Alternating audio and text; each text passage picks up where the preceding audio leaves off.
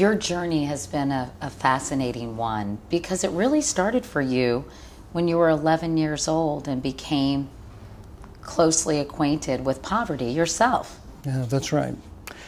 You know, as a young teenager, I had this romantic notion that somehow I might, with my life, somehow help poor children.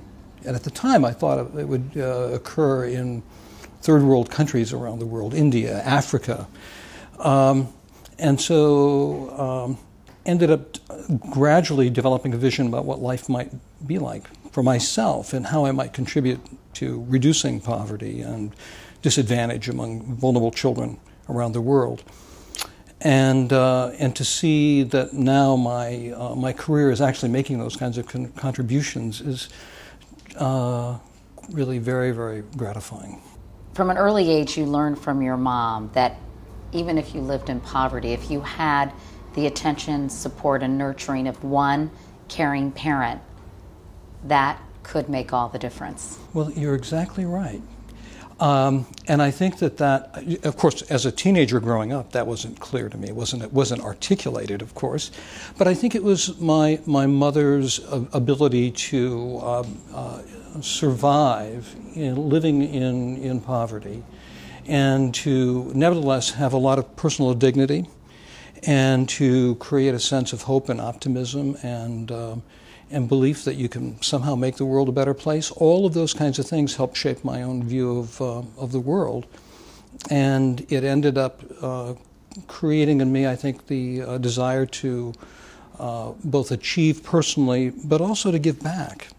That experience at that daycare center in Baltimore, it's almost as if a switch went off in your brain and you said, I need to do something, but I need to get these kids when they're younger. Exactly right.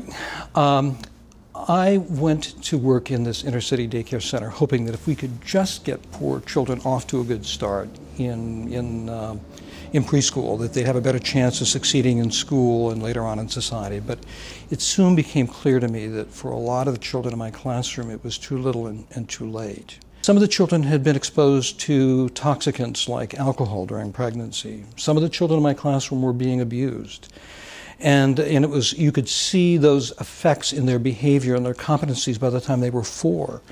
So I realized that we needed to start much earlier and we needed to work with parents. A nurse is a trustworthy figure in the eyes of many of these new mothers. Exactly. And I think that it's the fact that they are trusted by the families that leads to much greater engagement on the part of the families, which is crucial for the kinds of behavioral change that's necessary to produce the kinds of long-term effects that we've seen in the program.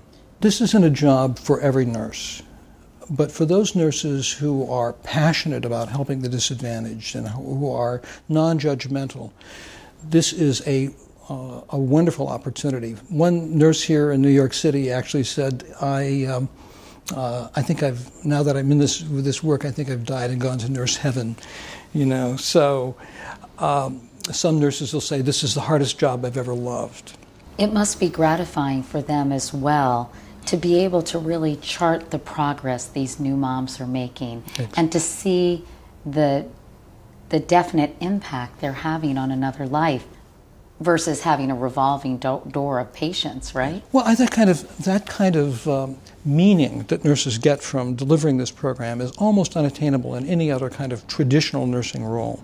So we're finding that nurses have moved to communities where the program is operating so that they could work in the program. What do you think has made this program so successful? I think that the program is successful for 2 fundamental reasons. The first and most important is that women experiencing their first pregnancy and the care of that first child are instinctually driven. We as human beings are instinctually driven to protect our children. And the nurses are capitalizing on that fundamental human instinct. I think the second piece is that the program is delivered by nurses. And the families want nurses. They believe that they have something of real value to offer them. So the combination of that instinctual drive to protect oneself and one's children and the belief that a nurse can help me do that provides the necessary ingredients for program success. You often say, this is a good start.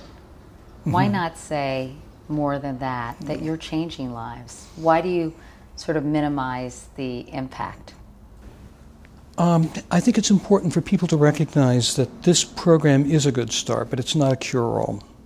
It's a program that is several steps in the right direction, but there is so much more for us to do.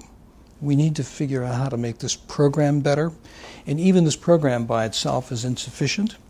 So we're obviously thrilled with the results that we've achieved. But I think it's important that the public and that policymakers recognize that we're quite sober about the challenges of doing this work, and but at the same time that there's reason to be really very optimistic that we can make good public investments, and that those investments will pay returns in terms of maternal, child, and family functioning, as well as reductions in societal and government expenditures that we ought not to be making.